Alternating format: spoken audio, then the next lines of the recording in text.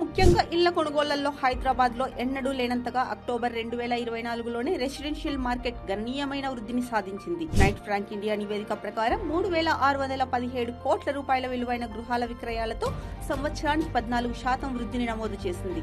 నగరంలో 5985 రెసిడెన్షియల్ యూనిట్లు రిజిస్టర్ అయ్యాయి. అంటే ఇది సంవత్సరానికి 2% పెరిగింది. ముఖ్యంగా 4 జిల్లాలైన రంగారెడ్డి, సంగారెడ్డి, హైదరాబాద్ మరియు మేడ్చల్ మల్కాజ్గిరి ప్రాంతాలు అమ్మకాల్లో ముందున్నాయి.